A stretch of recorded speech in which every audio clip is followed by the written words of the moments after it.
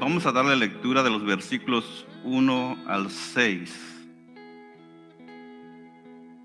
Gálatas capítulo 5, versículos 1 al 6.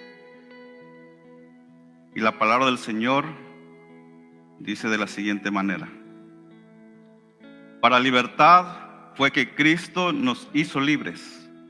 Por tanto, permaneced firmes y no os sometáis otra vez al yugo de esclavitud. Mirad, yo, Pablo, os digo que si os dejáis circuncidar, Cristo de nada os aprovechará. Y otra vez testifico a todo hombre que se circuncida, que está obligado a cumplir toda la ley. De Cristo os habéis separado, vosotros que procuráis ser justificados por la ley, de la gracia habéis caído. Pues nosotros por medio del Espíritu esperamos por la fe la esperanza de justicia, porque en Cristo Jesús ni la circuncisión ni la incircuncisión significan nada, sino la fe que obra por amor. Inclinemos nuestro rostro. Padre, una vez más nos acercamos ante su trono de gracia, reconociendo, Señor, que necesitamos de su ayuda para comprender su palabra, para escuchar su palabra, para aplicar su palabra a nuestras vidas. Le ruego que en esta hora, Señor, sea usted quien nos hable, su Santo Espíritu, Señor, obrando en cada uno de nosotros, y que la palabra pueda, Señor, llegar a ser lo que el día de hoy, Señor, debe hacer en nuestros corazones. Y le ruego que me ayude. En el nombre de Jesús. Amén.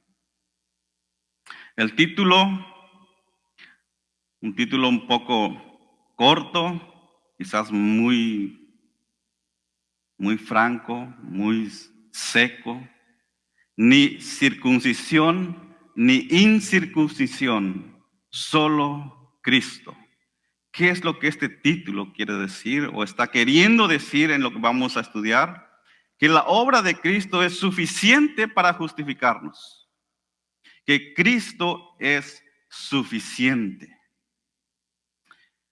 En una cultura obsesionada con etiquetas, logros y validaciones externas, Gálatas capítulo 5, versículos 2 al 6, irrumpe como un llamado radical a la libertad.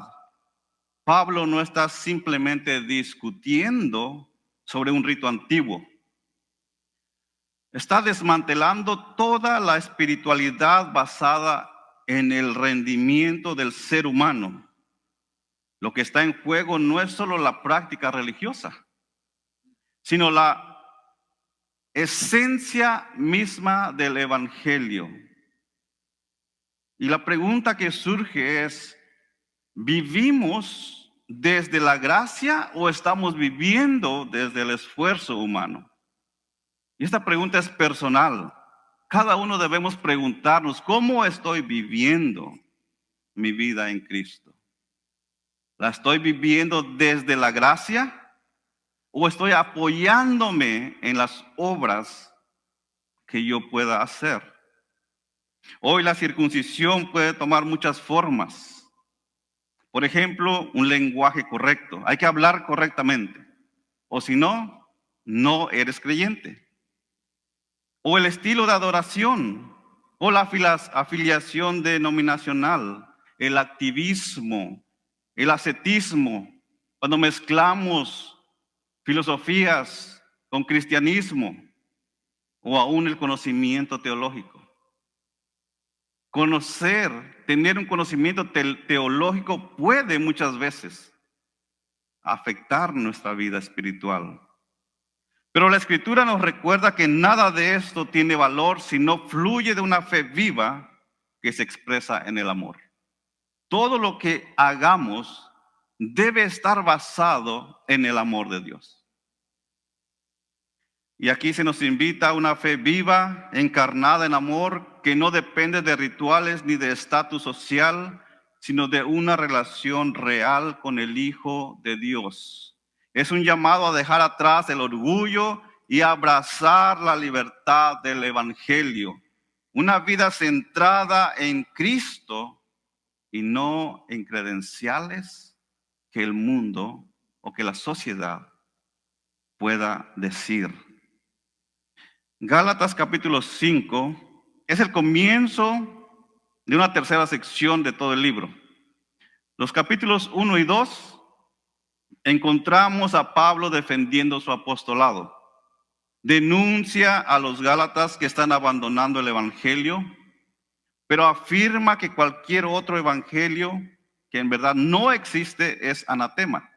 Incluso dice, si lo predica un ángel, incluso si viniese un ángel celestial y se parase frente a nosotros y nos predica un evangelio que no está de acuerdo con la escritura, es anatema. Capítulos 3 y 4, Pablo defiende su mensaje y es el mensaje de la justificación por medio de la fe.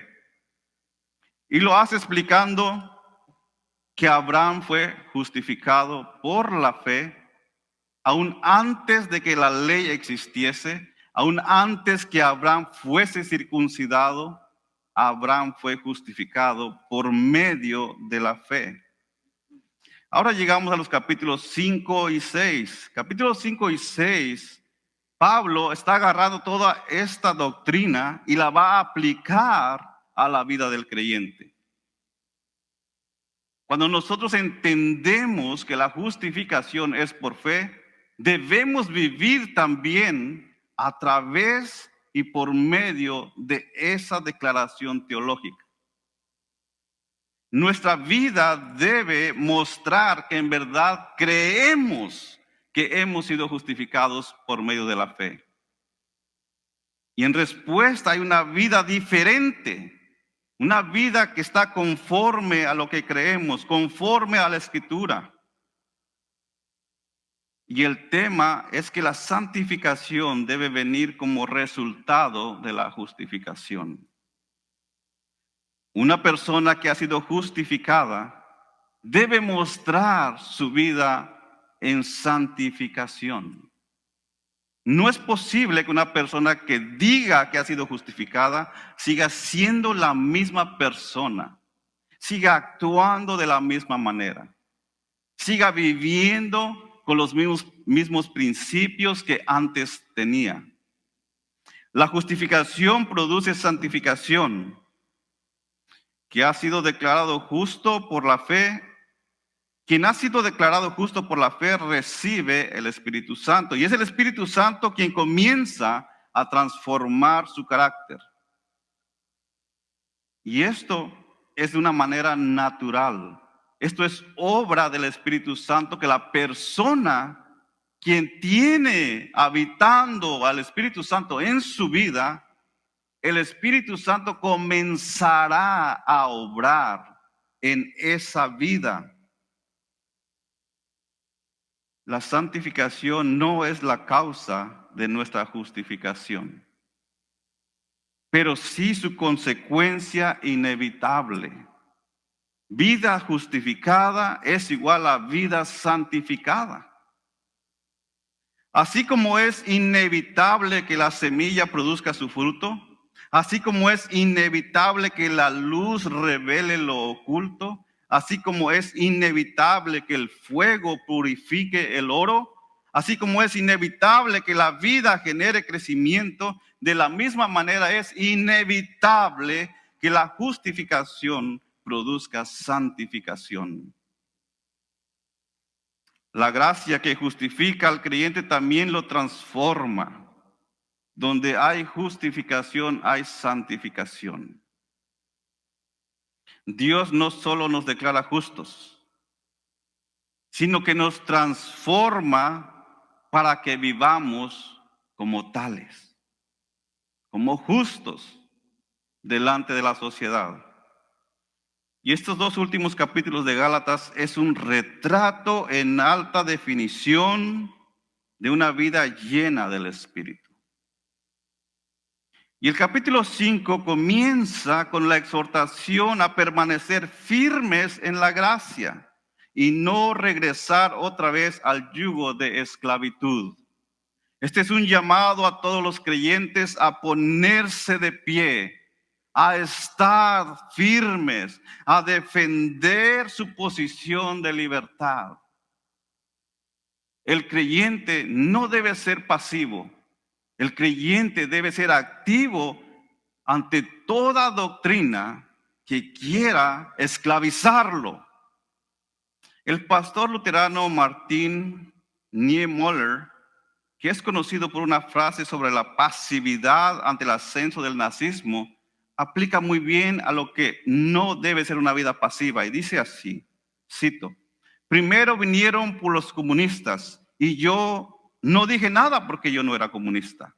Luego vinieron por los judíos y no dije nada porque yo no era judío. Luego vinieron por los sindicalistas y no dije nada porque yo no era sindicalista. Luego vinieron por los católicos y no dije nada porque yo era protestante. Y finalmente vinieron por mí y no quedaba nadie que pudiera protestar. Como creyentes somos llamados a defender el evangelio con convicción, con humildad y con claridad. Y esta tarea no es exclusiva para los pastores, para los líderes, sino para todo aquel que ha sido transformado por la gracia. Para todo creyente en general. Y la libertad debe valorarse considerando cómo se obtuvo. La libertad que usted y yo tenemos no fue fácil, no fue de una manera gozosa para Jesucristo. Es una libertad comprada a un precio muy alto. Cristo, el Hijo de Dios, se encarnó, sufrió en un grado incomparable, incomprensible, y murió la muerte vergonzosa e indigna del crucificado para darle libertad a usted y a mí, para darle libertad al hombre de las cadenas del pecado. Esa libertad debe recordarnos la opresión de la que se nos ha librado.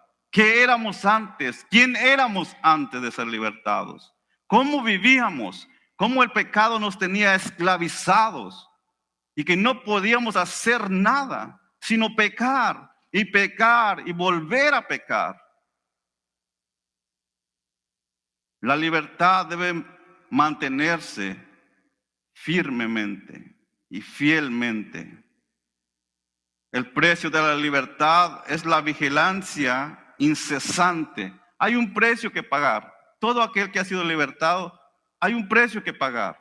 Y ese precio es mantenerse firme, estar alertas, estar siempre alertas como el centinela que tiene la responsabilidad de advertir cuando el enemigo se acerca. O como el moderador de redes sociales en nuestros días, que vigila contenido tóxico y bloquea lo dañino para proteger a la comunidad. O como el guardián de contraseñas. Hoy en día está surgiendo ese trabajo que antes no existía. Policías cibernéticos. Y así debe ser el creyente, como un policía cibernético que protege la identidad digital, evita hackeos, manteniendo la privacidad asegurada. Debemos estar alertas. Debemos estar firmes. El cristiano debe estar firme y alerta en contra de toda obra o sistema religiosa que lleve a esclavizarlo una vez más. No ser valientes y fieles es deslealtad a Cristo. Deslealtad a Cristo y traición a nuestros hermanos. Porque debemos cuidarnos. Somos un cuerpo. Y debemos estar alerta los unos a los otros, cuidándonos. Y Gálatas capítulo 5, versículos 2 al 6. Esta es una advertencia de los peligros de la doctrina falsa. Y por eso nuestro título, ni circuncisión ni incircuncisión, sino solo Cristo. ¿Cuál es la consecuencia de añadir obras a la fe? El versículo nos dice: mirad, yo Pablo os digo, que si os dejáis circuncidar, Cristo de nada os aprovechará. Cristo pierde su valor para el que añade obras. Esto debe llamarnos la atención. Añadir cualquier obra a la fe hace que Cristo pierda el valor en nosotros. Y aprovechará está en un tiempo futuro. Está viendo más allá de la vida terrenal. Está viendo directamente al tiempo futuro, en el día del juicio escatológico. Si uno rechaza a Cristo, en ese día, Cristo de nada será provecho. Cristo de nada, dice, os aprovechará.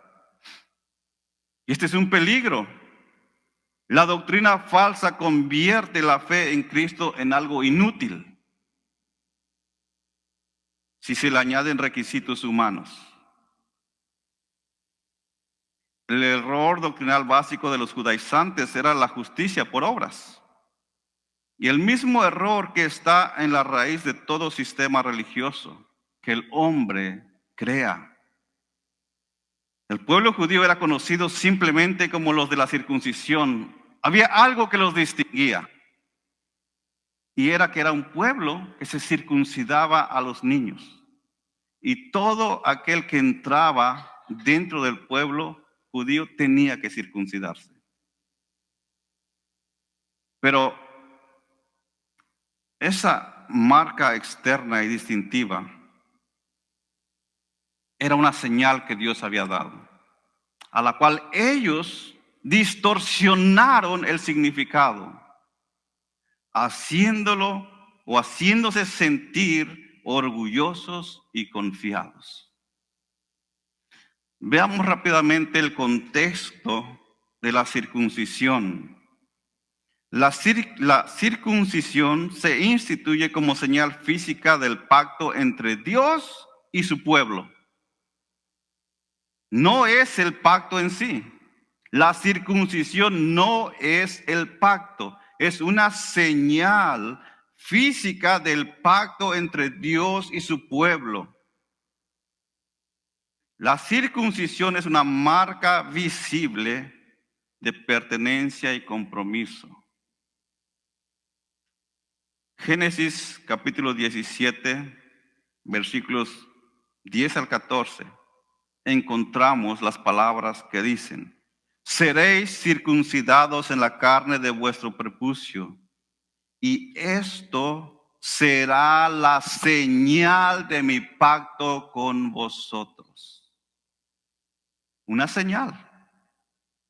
No tiene valor en sí, no tiene poder. Es una señal.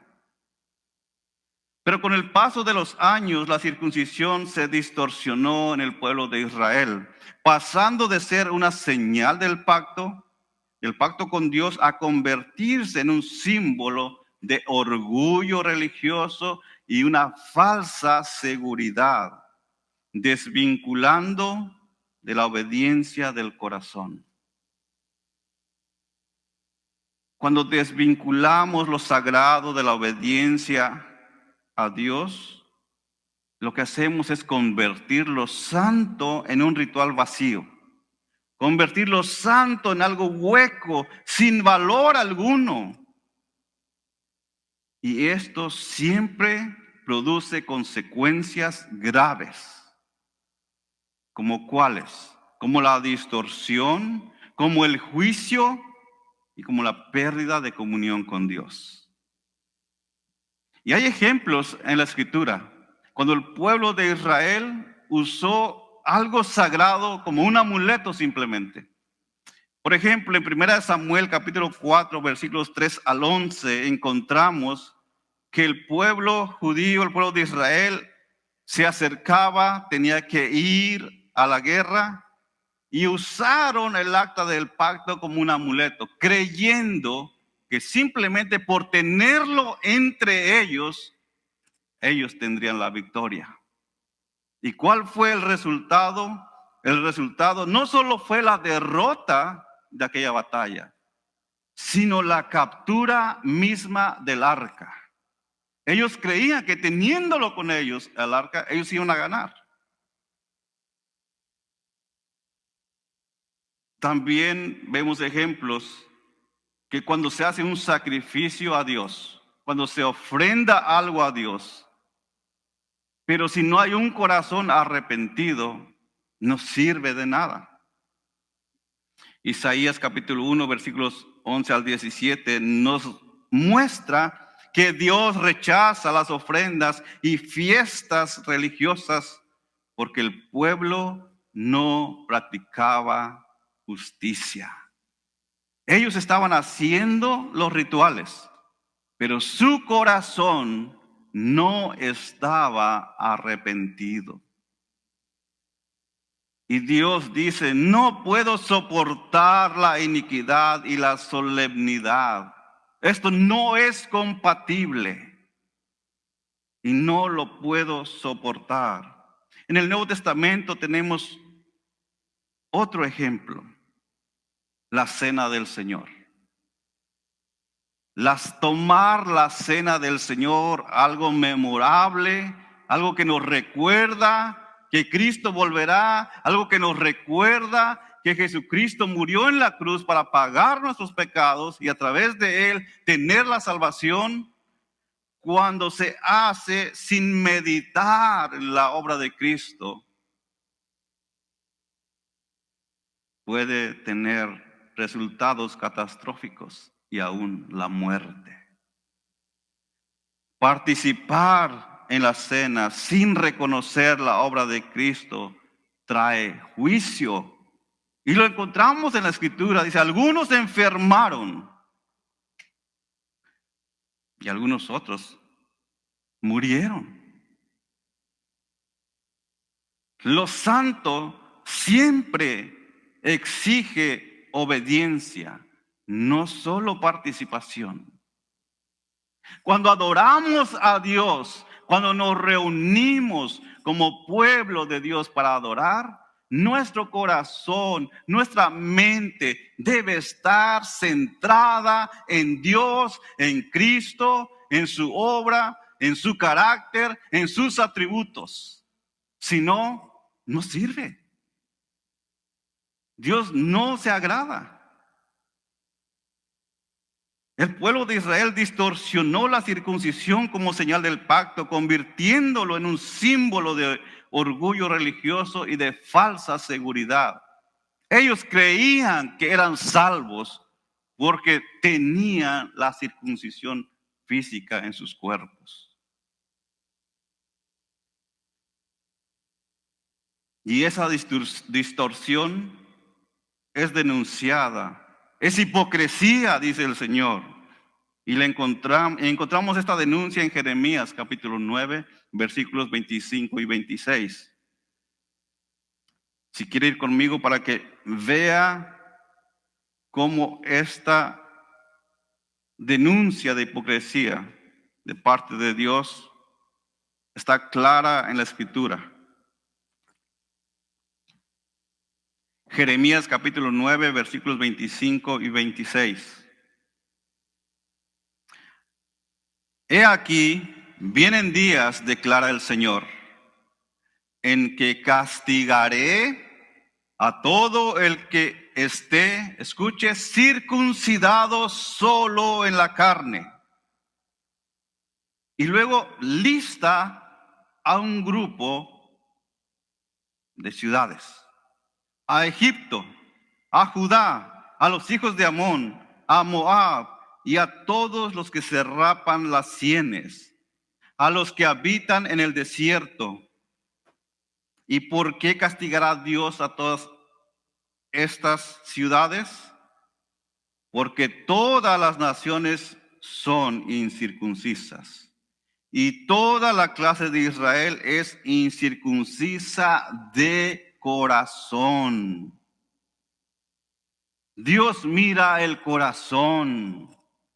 Dios no mira lo superficial que nosotros podemos ver. Dios va muy adentro y escudriña nuestro corazón. ¿Por qué estamos sentados aquí? ¿Qué nos trajo a este lugar el día de hoy? Dios está escudriñando nuestros corazones. La circuncisión no es necesariamente una señal de consagración a Dios, y mucho menos de salvación. La historia de la circuncisión en Israel ilustra claramente cómo una señal santa puede vaciarse de su significado cuando se separa del corazón. Dios siempre ha buscado una relación viva. En el huerto del Edén, Dios bajaba para hablar con Adán. Cuando Adán desobedeció, Dios vino y lo buscó. Adán, ¿dónde estás? Dios sabía que Adán estaba ahí, pero su desobediencia había roto la comunión con Dios. Dios siempre busca una relación viva, no una relación ritualista. No obras. La verdadera circuncisión es la del corazón, y esta solamente es hecha por medio del Espíritu Santo, como lo vemos en Colosenses 2:11. La circuncisión física no tiene valor sin la obediencia del corazón. Esto lo encontramos claramente escrito en Deuteronomio 36. Y vaya conmigo ahí, porque esto es importante para entender Gálatas, cuando Pablo le está diciendo, si os dejáis circuncidar. Ellos habían perdido totalmente el propósito de la circuncisión. Deuteronomio 36. Además, el Señor tu Dios circuncidará, no dice tu cuerpo, dice tu corazón y el corazón de tus descendientes. ¿Y por qué ha de hacer esto Dios? Para que ames al Señor tu Dios y para que lo ames con todo tu corazón y con toda tu alma, a fin de que vivas. El deseo de Dios es que vivas, y Él es el que circuncida el corazón, quitando todo impedimento. La verdadera transformación espiritual es una obra de Dios, no del hombre. Encontramos en este versículo que la circuncisión ya no es física, aunque ellos lo practicaban. Lo que Dios en realidad estaba viendo es el corazón. Esta es una anticipación de la regeneración interior. Esta regeneración interior que capacita al pueblo para amar y para obedecer a Dios. Deuteronomio 36 solamente anticipa la obra del Espíritu Santo en el nuevo pacto. Que no basta con señales externas. Dios quiere corazones rendidos, corazones transformados, corazones llenos de amor. Él busca corazones que reflejen su carácter. Y esta es la verdadera señal del pacto, la circuncisión del corazón. Y este ejemplo Pablo lo ha mencionado en Gálatas capítulo 3, citando a Abraham. Gálatas 3:6 nos dice, así Abraham creyó a Dios y le fue contado como justicia. Su fe fue imputada, su fe fue acreditada como si fuera justicia. No la circuncisión, porque aún no estaba circuncidado. No la obediencia de la ley, porque aún no existía, pero su fe. Por eso es que la justificación es por fe en Jesucristo.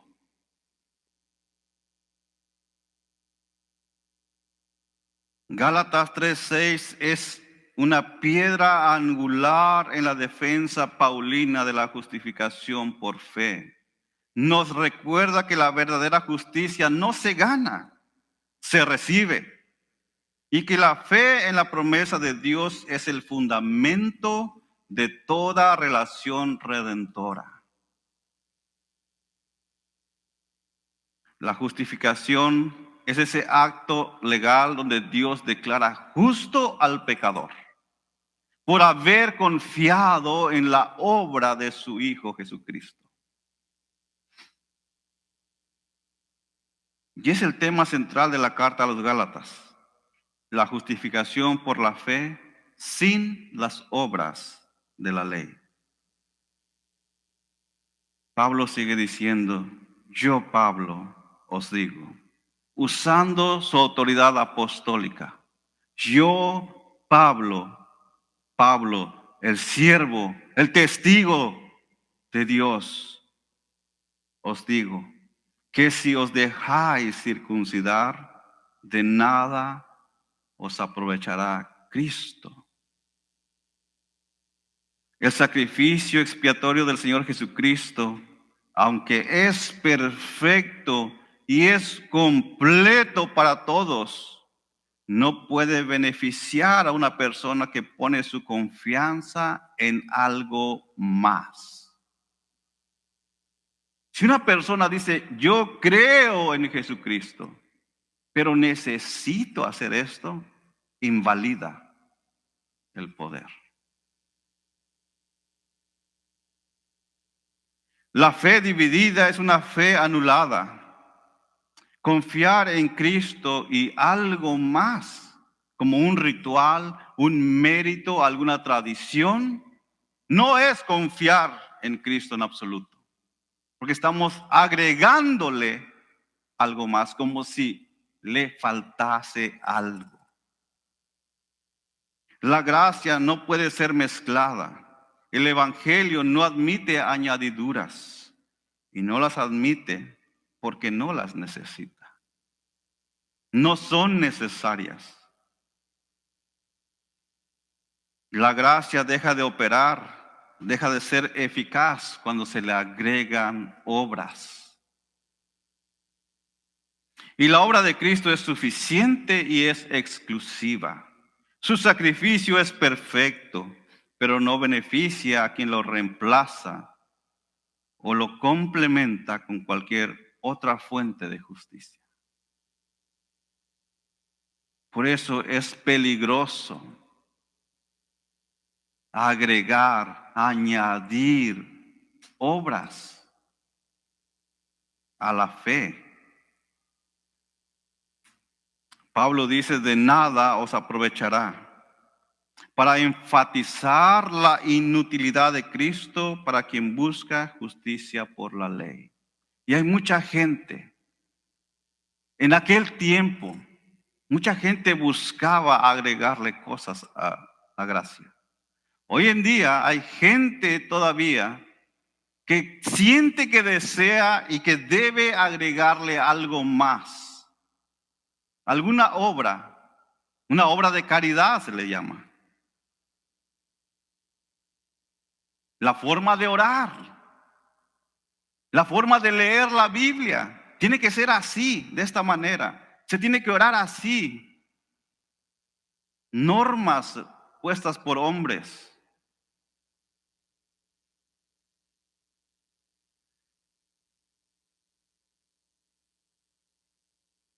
Pablo no está diciendo que Cristo pierde poder, sino que su obra no se aplica a quien confía en otra fuente de justicia.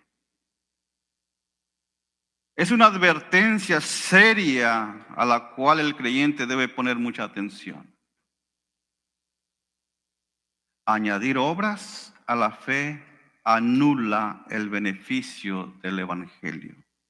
Y esta verdad aplica tanto a inconversos como a creyentes. El inconverso que busca la salvación creyendo en Jesús, agregándole obras o rituales religiosos, nunca será justificado. Nunca alcanzará la salvación. Estas personas no pueden alcanzar la salvación ni aprovechar para nada los beneficios eternos de la obra de Cristo, por no confiar plenamente en la obra de Cristo. Para los creyentes, tener una conducta mezclando fe y obras religiosas es incongruente. No es correcto, no es bíblico. No hay soporte bíblico para decir que un creyente necesita algo más para alcanzar la justificación. Confiar en Jesucristo para salvación es reconocer que uno no puede salvarse a sí mismo. Nadie puede salvarse. Nosotros reconocimos. El Espíritu Santo nos hizo ver que éramos pecadores, que merecíamos la condenación eterna, pero a la misma vez nos alumbró hacia la cruz y nos dio fe para creer en la obra de Jesucristo. Una persona llega a ser aceptable delante de Dios solamente al depositar toda su confianza, no 50%, no 60%, no 99%. Tiene que ser una confianza total en Jesucristo. Y después de haber sido salvado, esa persona persevera en llevar una vida que glorifica a Dios. Pero esto solamente es posible mediante la continuación de la confianza plena en Cristo. No solamente confiamos plenamente en Cristo para salvación, debemos seguir confiando plenamente en Cristo para nuestra santificación. No podemos apoyarnos en nuestras obras. Debemos descansar en las obras de Cristo.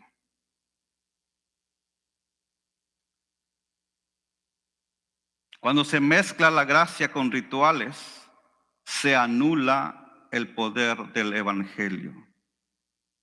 Una segunda consecuencia de confiar, en el caso de los Gálatas, en la circuncisión, en el caso nuestro, en algo extra, es que estamos obligados a obedecer toda la ley. Mire lo que dice el versículo 3. Y otra vez testifico a todo hombre que se circuncida, que está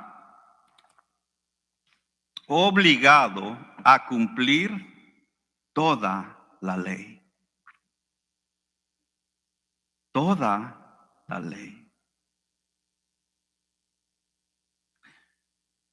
Aceptar un solo rito como necesario para la salvación implica someterse a todo el sistema legal. Esto es lo que los Gálatas no estaban entendiendo. Y Pablo tiene que sacudirles la cabeza. Por favor, entiendan. Si se circuncidan, están obligados voluntariamente. Porque Dios ya los ha librado. Pero ahora ustedes voluntariamente se quieren obligar a obedecer toda la ley. Los Gálatas estaban en un estado de suspenso peligroso, a punto de caer. Estaban al borde de un gran peligro. Un paso más y estarían en el precipicio. Y ese paso fue la circuncisión. Pablo, al ver la proximidad del peligro, al ver que el peligro estaba allí, tan latente, tan cerca, se vuelve más serio y más enfático en su protesta. Les advierte que la circuncisión, aunque sea una cuestión de indiferencia como rito externo, en el caso de ellos, implicaría la obligación de guardar toda la ley. No solamente la circuncisión, sino toda la ley. ¿Por qué? Es lo que dice Santiago, capítulo 2, versículo 10. Santiago 2:10 nos dice, porque cualquiera que guardare toda la ley, pero ofendiere en un punto, dice Santiago, se hace culpable de todo. La ley de Dios no es un conjunto de reglas independientes y eso tenemos que entender. Por eso es que quebrantar un mandamiento es quebrantar toda la ley. La ley de Dios no es un conjunto de reglas independientes, sino que es una expresión coherente del carácter de Dios. Por eso, infringir un mandamiento es infringir todo el carácter de Dios. Nadie puede cumplir la ley sin fallar. Por eso es que la salvación no puede depender del cumplimiento legal, sino de la gracia por medio de la fe, como lo ha dicho Pablo en Gálatas 2:16. Debido a que la norma de Dios es justicia perfecta y no casi perfecta, sino perfecta total, el cumplimiento de solo una parte de la ley queda muy por debajo de los parámetros de Dios.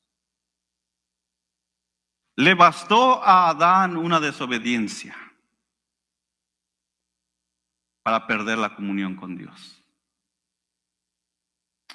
Aún así, si una persona pudiese guardar toda la ley durante toda su vida, imagínese una persona, 80 años, y ha guardado la ley perfectamente todos los 80 años de su vida.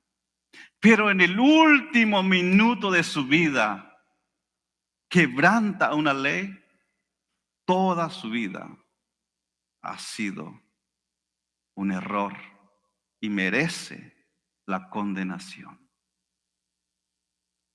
La ley condena al que falla incluso una sola vez. La gracia, por el contrario, salva al que cree. Incluso si ha fallado muchas veces. Esa es la gracia. Y esa es la gracia que usted y yo hemos recibido. No fallamos una vez, fallamos muchas veces, pero creímos una sola vez con toda nuestra fe, con todo nuestro corazón, y nos arrepentimos y Dios nos perdonó. Dios nos limpió, Dios nos salvó, Dios nos adoptó. Ahora somos hijos de Dios. Por eso la única esperanza segura es confiar en Cristo.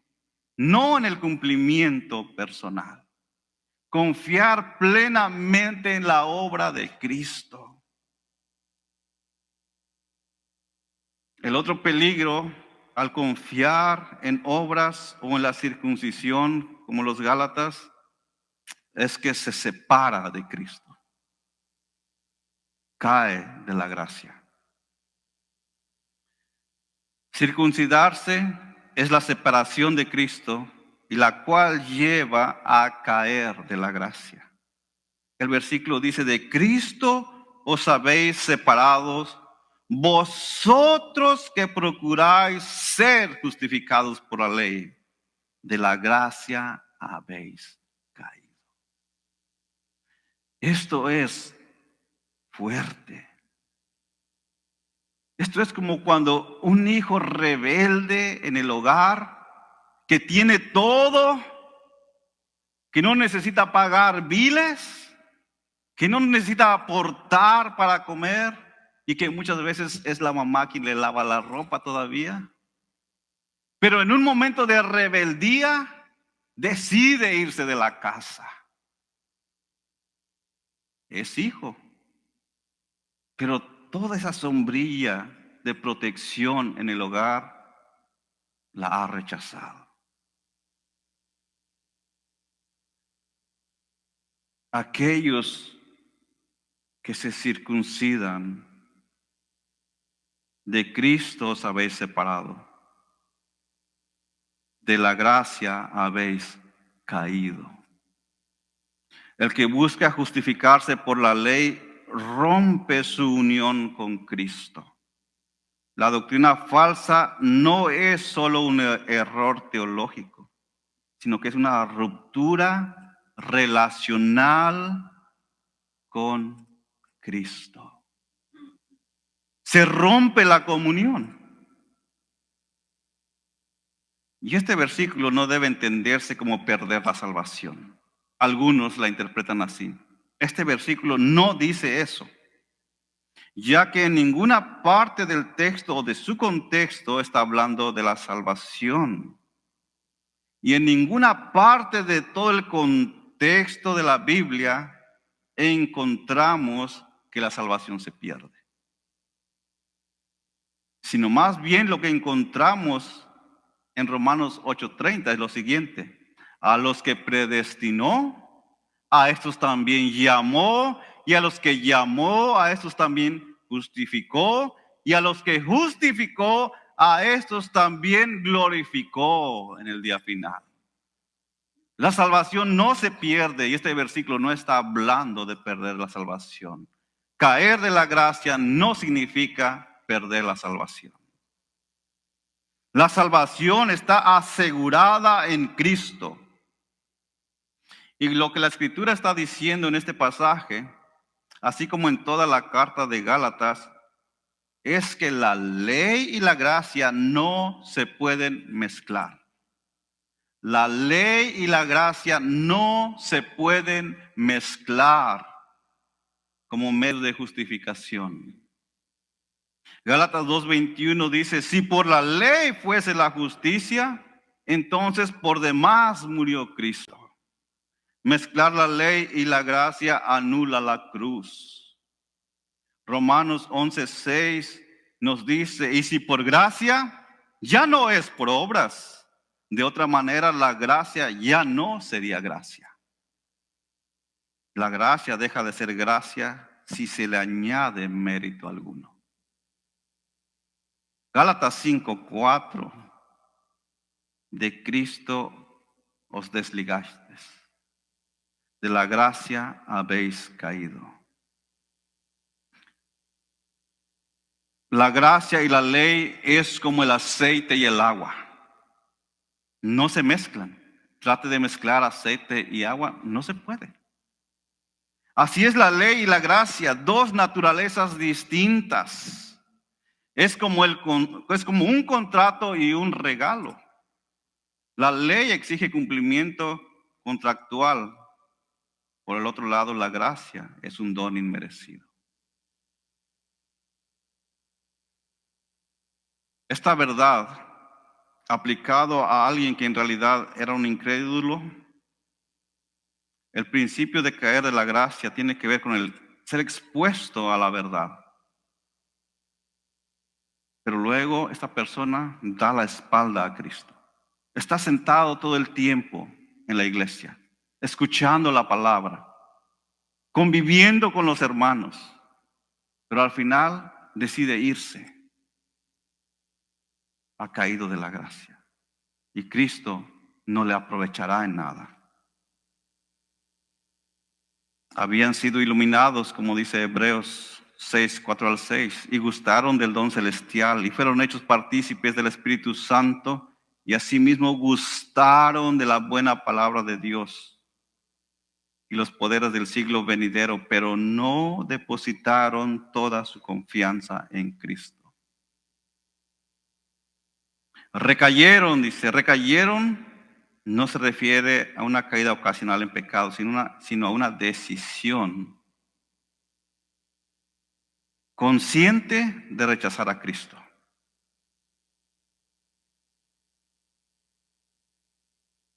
En el creyente, caer de la gracia tiene que ver con una persona que tiene una confianza genuina en Cristo para su salvación, pero después vuelve a una vida exterior de legalismo, de vivir bajo rituales. Tengo que llegar temprano a la iglesia para que Dios me ame. Tengo que orar y vestirme de cierta manera para que Dios me acepte. Agrega obras para quedar bien con Dios. Esto es legalismo. Es claro que los cristianos verdaderos no van a rechazar el camino verdadero de salvación. Pero muchas veces pueden ser confundidos como los Gálatas. Pueden ser confundidos a sí mismos y llevar a otros a confundir de la misma manera. Por eso es importante estar alertas. Por eso es importante estar expuestos a la palabra. Por eso es importante ser como el atalaya, vigilante. La seguridad de la salvación en el lado divino es garantizada por Dios para los suyos, como lo leímos en Romanos 8. Pero en el lado humano es manifestada por la perseverancia en la gracia. Por último, ser excluido de la justicia de la gracia es una consecuencia al confiar en obras externas o en la circuncisión. Quedan excluidos de la justicia de la gracia y Pablo lo hace de una manera incluyendo ahora a nosotros. Dice, pues nosotros por medio del Espíritu esperamos por la fe la esperanza de justicia. Ellos van con sus propias obras, pero nosotros por medio del Espíritu esperamos por la fe en aquel día la esperanza de justicia, cuando seremos plenamente salvados, liberados. Nosotros esperamos la justicia de la gracia, pero ellos solo esperan la condenación, el justo juicio de Dios por confiar en sus obras y no en la gracia de Dios. Pero nosotros, los creyentes verdaderos, por el Espíritu, esperamos por la fe, la esperanza de justicia. Y ese esperamos tiene que ser una esperanza, el estar esperando anheladamente ese día. Activamente, no pasivamente. Aguardando con expectativa ese día. Esta es una esperanza activa y confiada en la justicia que ha de manifestarse plenamente en Cristo. La vida del creyente es una vida piadosa que continúa basada en la gracia, comienza en la gracia y sigue en la gracia. Una vida que se vive por el Espíritu y no por medio de la carne. Es una vida que se vive por fe y no por las obras. Es una vida que se vive en esperanza paciente y no con la incertidumbre ansiosa de la esclavitud de la ley. La justicia de la que habla el texto es futura en su manifestación. Esperamos la justicia. Esto está hablando de una tensión escatológica allá. Pero mientras estamos aquí, debemos estar activamente creciendo, esperando ansiosamente ese día. En el presente somos justificados por la fe. En el futuro esperamos la gloria. En el presente somos hechos nueva criatura en Cristo. En el futuro esperamos la redención del cuerpo, como lo veíamos en las clases anteriores. El cuerpo también será restaurado en cuerpo glorificado. No solamente el alma, no solamente el espíritu, el cuerpo también. En el presente tenemos la justicia imputada de Cristo. En el futuro esperamos la justicia manifestada. En el presente tenemos el Espíritu como primicia. En el futuro esperamos la plenitud en la resurrección. La fe no es escapatoria del sufrimiento, sino esperanza en medio de él. La justicia que esperamos es segura, porque está anclada en Cristo. Nuestra esperanza no solo es personal, sino también es una esperanza cósmica. La tierra misma será renovada. La creación también será restaurada. La vida en el Espíritu no es una vida pasiva e inactiva, sino que se caracteriza por la fe que obra por amor. Los creyentes somos creados en Cristo Jesús para buenas obras. Si usted es creyente, Dios lo ha creado para buenas obras y han de manifestarse. La gracia no solo nos salva del pecado, nos capacita para vivir en justicia. Fuimos hechos nuevos, no para quedarnos quietos, no para estar sentados todo el tiempo, sino para caminar en obras preparadas por Dios. La salvación no es el fin, sino el inicio de una vida útil para el reino. La fe que justifica también produce frutos. Esos frutos deben glorificar a Dios. La fe que no ama no es bíblica. La gracia no produce pasividad, sino fruto. El Espíritu no solo consuela, también impulsa a obrar. Y esperamos por fe la esperanza de justicia. Ni circuncisión ni incircuncisión, solo Cristo. Vamos a orar. Padre, le damos gracias, porque su palabra, Señor, nos advierte, pero a la misma vez, Señor, nos anima. Es una advertencia de las consecuencias para aquellos que desean confiar en obras, en rituales. Al hacer eso, se deslindan de las bendiciones de la gracia. Pero el creyente verdadero espera con ansias, anheladamente, la justicia futura. Señor, y eso esperamos. Deseamos, Padre, ese día ansiosamente, en el cual seremos liberados completamente del poder del pecado. Y todo esto ha sido gracias a Cristo. Solo Cristo es suficiente. Solo Cristo salva. Gracias, Dios, por darnos ese entendimiento y ayúdenos a vivir reflejando esa verdad. En el nombre de Jesús le agradecemos.